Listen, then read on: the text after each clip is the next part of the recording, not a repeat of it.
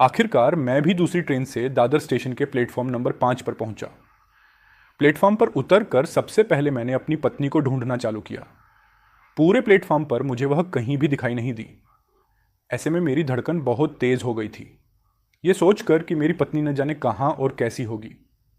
अब बस railway station सहायता पर अनाउंसमेंट करवाने का मुझे ख्याल आया ही था कि तभी अचानक मेरे मोबाइल पर एक फ़ोन आया और मैंने ज़रा भी देर ना करते हुए फ़ोन को उठाए।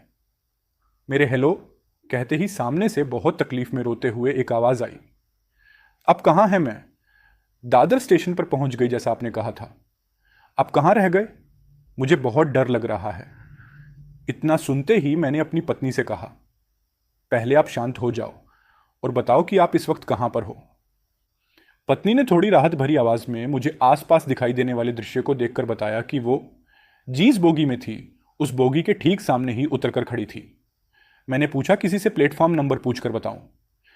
ऐसे ही रोने जैसी आवाज में मेरी पत्नी ने जिस महिला से मोबाइल मांगकर मुझे कॉल की थी उसे महिला से बड़े प्यार और विनम्रता से पूछी, बहन जी यह प्लेटफॉर्म नंबर कितना है?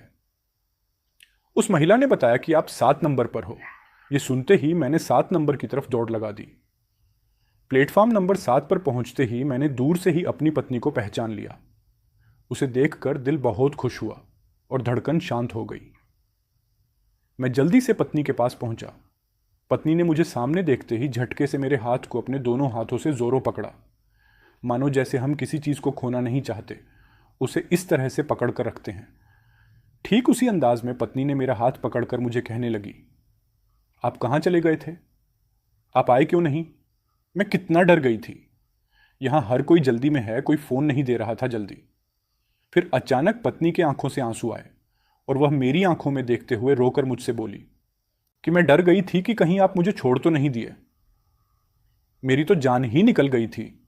तभी मैंने पत्नी को जवाब दिया कि ट्रेन में ज्यादा भीड़ होने के कारण मैं ट्रेन नहीं पकड़ सक। मुझे भी तुम्हारी बहुत चिंता हो रही थी। तुम्हारी ट्रेन जाने के बाद ठीक उसके पीछे जो ट्रेन आई है मैं उसे पकड़ कर आया हूं और यही दो बगल के 2 प्लेटफॉर्म बाद 5 नंबर पर मैं उतरा हूं।